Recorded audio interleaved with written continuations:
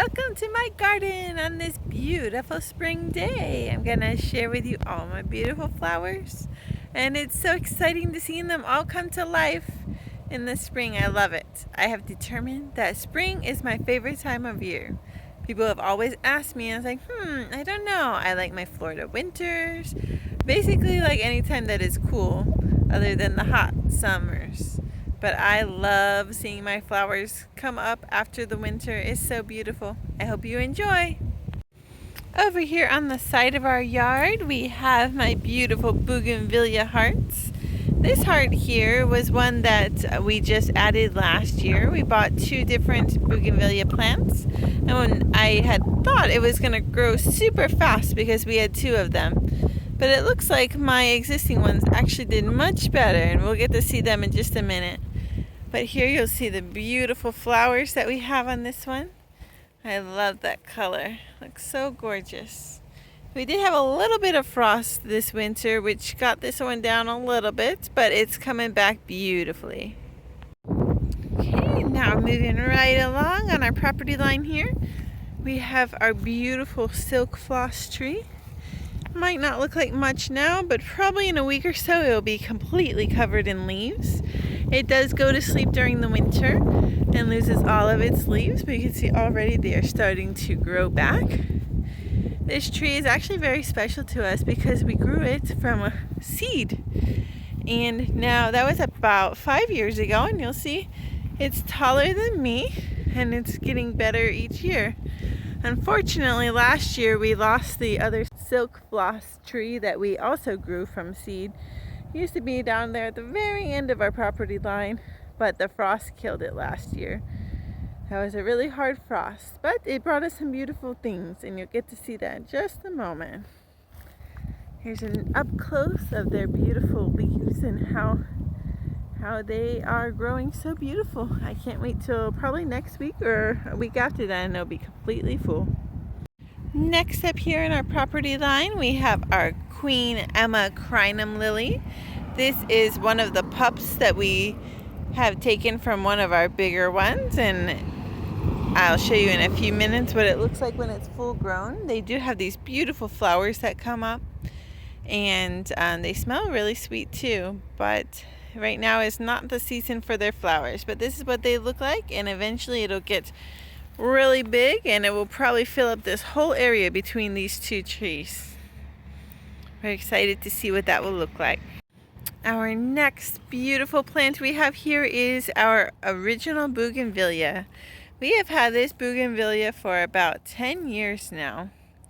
Originally, it was growing in the shape of a tree, a small tree. It was not much taller than it is right now, but it always produced us lots of flowers around this season.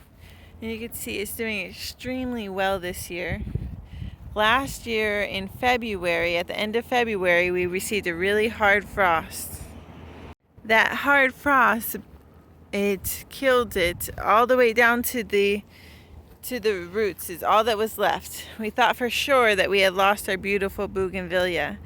Then around this time last year in March, it started to come up again. And I decided I wanted to do something beautiful with it. So I decided to make these beautiful hearts. And you'll see in just about 12 months, 1 year, it's almost completely covered the heart. I have noticed though this particular one is growing so beautifully, and it's getting so heavy that what we are using currently is not holding up too well. So if you have any suggestions of what we can use to help this beautiful bush or vine stand up and stay in its shape without falling down, let us know. We made our hearts with some metal that is used for concrete usually, which is working really good on most of our hearts. But this particular one is just getting so heavy, and I'm sure the other ones will too once they get more growth. And we try holding it up with the string, as you can see in the background. However, it doesn't always work. We do have to adjust that string several times because it depends on the way the wind is blowing. So if you have any way that we can reinforce that, let us know. Hopefully an affordable way, because we don't have too much money to pour into it. But we just love how it looks this year and can't wait until it's completely into our heart. I have another of our Queen Emma crinum lilies, and then here's another heart that we have. This heart here, this particular bougainvillea, we've had for about 3 years now, I would say. I got it for Mother's Day. I think either in 2020 or 2021. And it also died last year, or we thought so. But it has come up beautifully and it is growing. This one is the one that has got the farthest around the heart. You'll see the beautiful blooms go almost all the way to the center here. See? But it's not as full as our original one, but we know that it will get more full all the time. And we look forward to see what it will look like when it's completely full. Okay, here's another one of our crinum lilies of our babies. This one is doing the best. You'll see that they get new pups down at the bottom. I don't know how often they come up there, but this one started with just the one original one, the tall one, and it already has 3 little pups down there that we could remove and transplant somewhere else if we wanted to. I think I'm going to leave it there so that it can get nice and big and beautiful. So eventually we want this whole property line to be nice and full and lush, and we're getting there little at a time. Hey, this is our last heart that we have. This is the second bougainvillea that we've ever owned. It's about probably 8 years old. Here you'll see these blooms. They're a different color. They're like a, not quite sure what color you want to call that. It's like an orangey pink, but it's very pretty. So this one I would say was affected the most by the frost this year. So you can see it's not as tall as the other ones, but it is coming back nice and beautifully. This is how it came back last year. We saw a couple little sprouts coming up. I do pin these down with some floral wires so that's to help them train into the direction we want to go, so it doesn't start going up again like a tree or a shrub. So this one I do have to help it a little bit to get in the shape that I want it to be. And we got one more little crinum lily over there. This one does the poorest of all of them. I think it's because it is the one that is exposed to the most sun. And even though they love sun, our Florida sun is no joke. You'll see the other ones receive a little bit of shade from our big tree over here. I'm not sure what kind of tree that is, but it does give us great shade at the playground. And that is much needed here in our beautiful Florida weather. This is our pink powder puff tree. This is a tree that Abigail planted a few years ago when she was in school, and we do homeschool, and one of the things in our curriculum was for us to plant a tree. So this is a tree. I wouldn't say it's gotten too much taller in height, but it has definitely expanded out and is giving us nice little shade right now. You see it, you can kind of see the little shade on the bottom. The sun is hiding a little bit right now.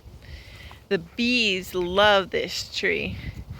They love the flowers. Almost every time I come out here, you'll see bees in the flowers. Right now, there's not any that I see, but you can see their beautiful blooms. There's just a little pink powder puff. Perfect name for this tree. We love this tree and are excited to see how it will get when it's full grown.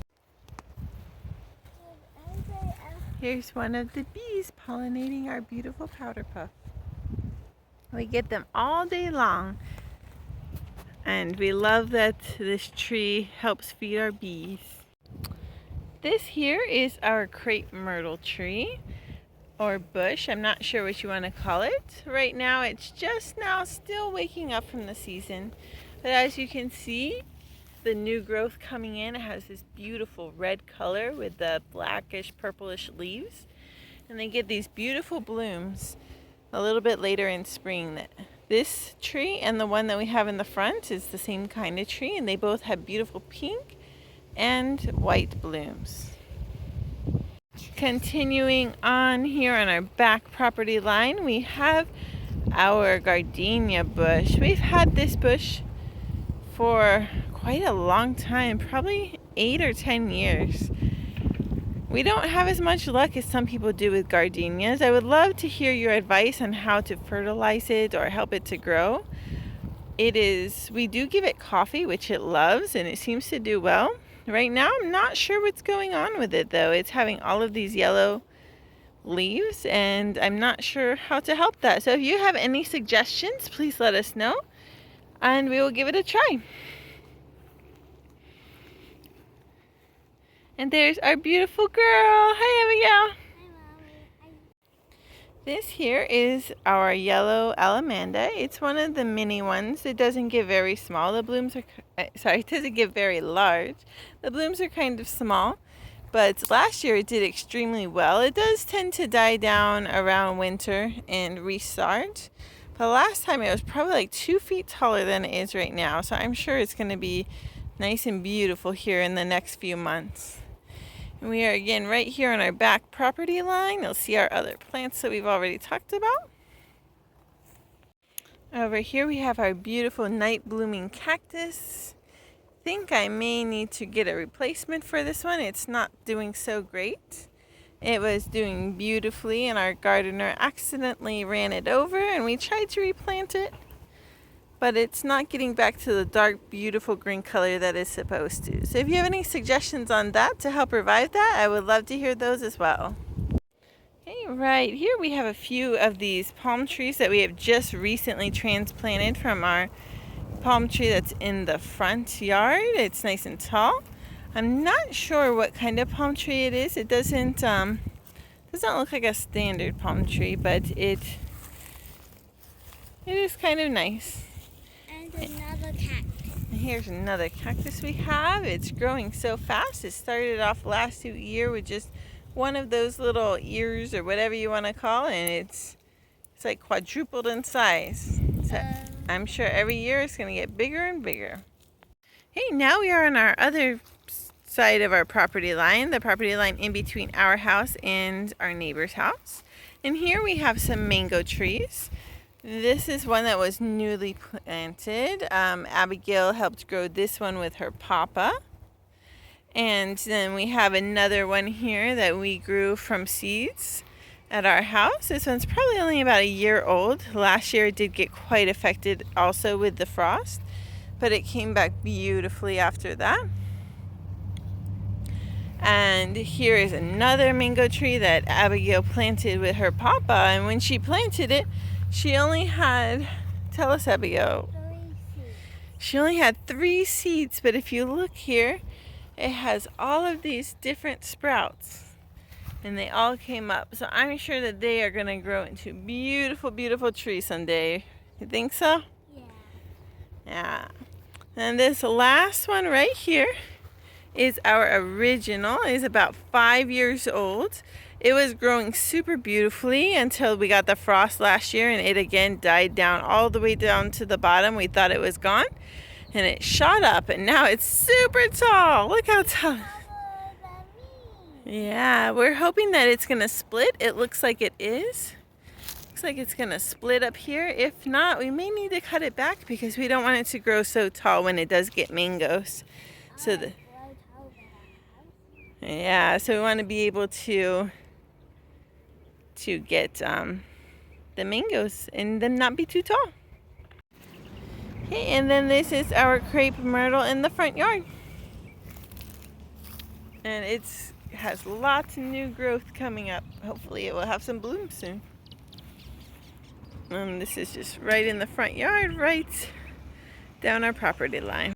And here we have our beautiful orchid tree. We love this tree so much. We planted it and it was so small. It was about the size of our silk floss, and that was before Abigail was born, so it was about 9 years ago. And it's growing so big and beautifully. This is the time of year where it does lose its leaves and it will lose its flowers. So it doesn't look the best right now, But in a couple months, in May, it will be lush with green, beautiful leaves all over, and we have to trim it once a week in the summer. If not, it just grows super crazy. And is it a good climbing tree, Abigail? Yeah, she likes it, and our birds like it too. We have several nests. Birds, I don't know if you can see, there's nests in our tree, and we have our bird feeder here, and we just love this tree. Here is the front of our house. We have a cute little border going with some beautiful shrubs and some red hibiscus, and there is the adult crinum lily. And here are our strawberries. We started them in the fall, and we got a few yummy strawberries from them. You can see there's another flower coming out, and that flower is going to do what, Abigail? The flowers are going to turn into strawberries. Yeah, the flowers turn into strawberries, so we're excited to see what we'll have. And then we were kind of using this as our compost pile, but we have a few melons trying to come up there. So we'll see how that works out. We had them coming up last year, but didn't make it so far. Today we are wearing green. Why are we wearing green, Abigail? Today is St. Patrick's Day. Yeah, and we wanted to make sure the leprechauns didn't get our pets either. So Lexi has on her alligator costume so the leprechauns don't pinch her.